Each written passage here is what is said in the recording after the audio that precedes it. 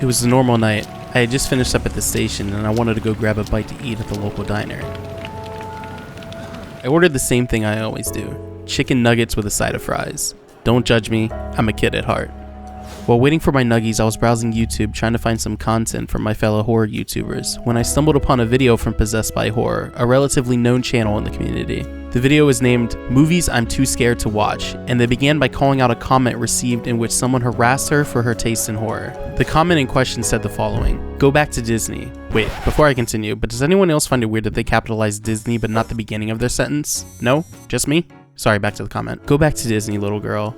Horror is not for you. I've seen your recommendations and your favorites, and your taste is very vanilla and generally lame. Saying that the 90s was the best era for horror pretty much says it all. You know nothing. This was when I was relatively new to the community and wasn't too shocked by this comment because there are toxic people everywhere and truly believe the horror community was better than that individual's comment. But I was wrong. Very, very wrong.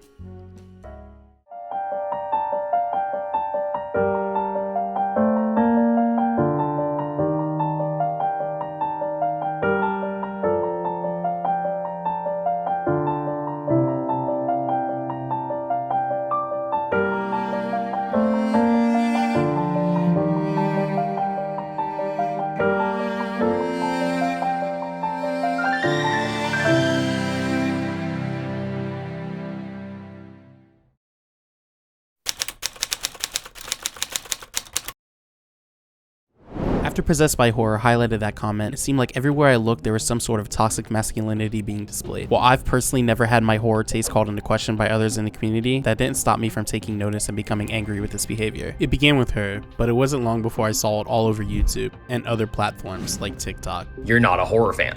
When you make videos about, you can't finish this movie on Netflix, shut up.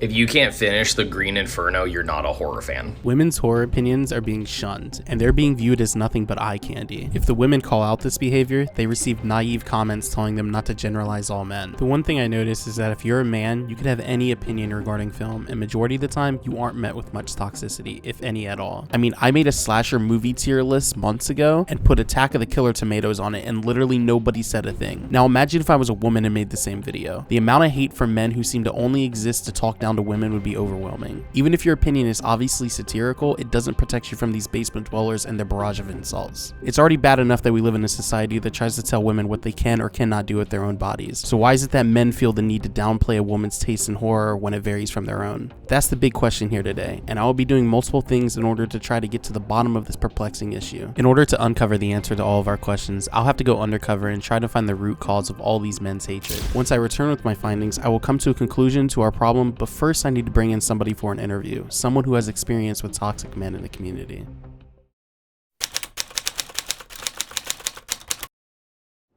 When trying to tackle any problem, it's always better to do so with a partner. I mean, some of the greatest issues have been overcome by two people uniting for a common goal. Mario Luigi, Jordan Pippin, Billy Stu. All great tandems that went on to accomplish unique things. So I knew in order to tackle this problem, I needed someone who could relate to this issue at hand and offer me great insight. Thus, I searched and reached out to many different people who I thought would be a great fit, but I didn't get a response or was turned away. That was until I remembered a creator whose content I found underrated and would be the perfect fit for an interview and to assist me with this case. That person is Celeste from the channel Sweet and Spooky. You see, when I reached out with some questions, she was more than happy to answer them if it meant shedding some light on this issue. The following is our sit-down interview. Hello my sweeties, my name is Celeste, also known as Sweet and Spooky here on YouTube, and I am here today to discuss my experience as a woman in the horror community. I am going to have to say yes, yes, and yes. I think most men in this community look down on women and their opinions. For whatever reason, they feel that when interacting with women creators, it's like appropriate to be significantly more aggressive and combative than when talking to the men in the community. I feel like for me personally, I often get talked down to if I don't like certain aspects of a film, but the reality is that I am a film reviewer, specifically a horror film reviewer, just like everyone else in this community.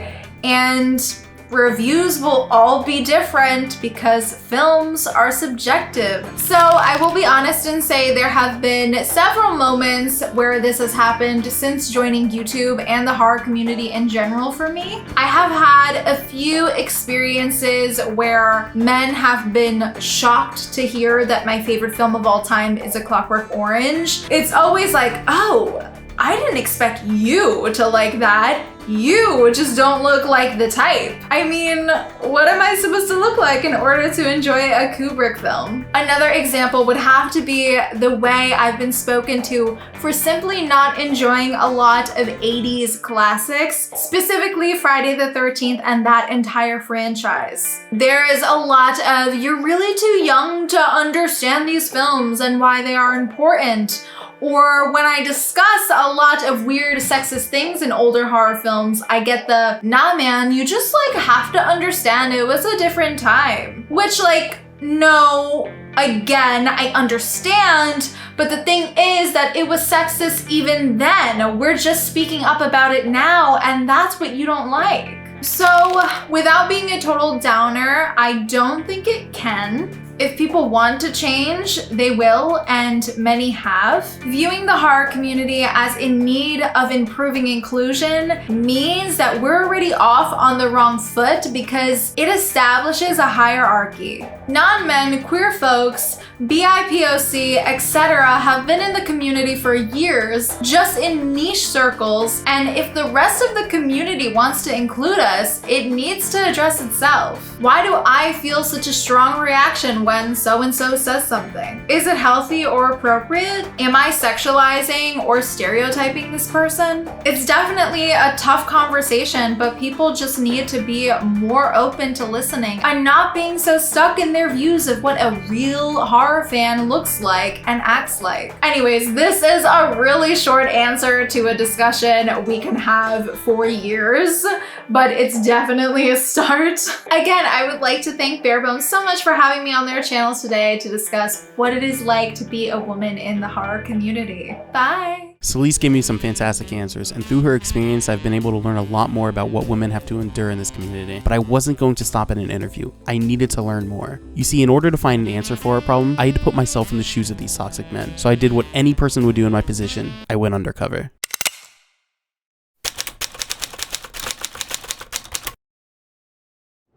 To understand why some men attack women over something as simple as an opinion on horror, I needed to think like them. So I researched their favorite hobbies and tried to see if I can immerse myself within them so that I can understand how their minds work. After hours of research, I found out what a typical day includes for these men and decided that after a good night's sleep, I would mirror their schedules. So I jumped into my Thomas the Tank Engine bed knowing that it might be my last normal night of sleep and tried to get some rest aware of what awaited me the next day.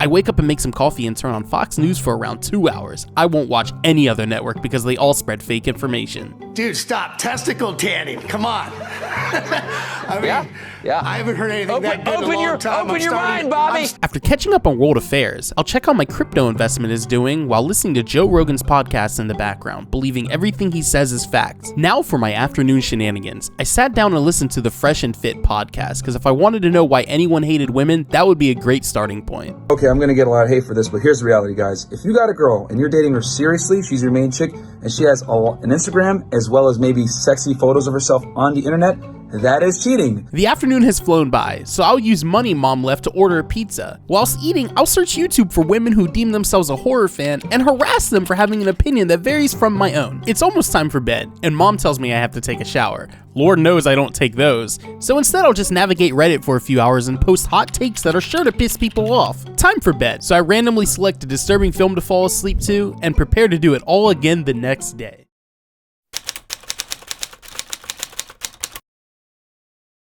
Going undercover and spending a day living like one of these men was truly a unique experience. Learning how they operate and the media they consume on a daily basis really gave me everything I needed to start drawing my conclusions on this case. For starters, these men are the type that can't be debated with. Every comment they leave isn't someone trolling, it's really what they believe. Arguing with them is useless and won't accomplish anything. Opinions aren't an option to them, it's either what they say goes or you're not a fan. If you want to be a true horror fan in their eyes, then you need to be able to consume any form of horror without complaints. These aren't people that I would consider fans. They're elitists that feel like they're on top of a hierarchy, and sadly the women of our community are getting a bulk of the hate. I don't have any proof, but I have a feeling these individuals seek out women who review horror films just in hopes of being able to talk down to them. It's sick, but these are the type of people that aren't going away ever, as there will always be a minority who thinks and operates the same way. So what can we do to actually combat this problem in our wonderful community?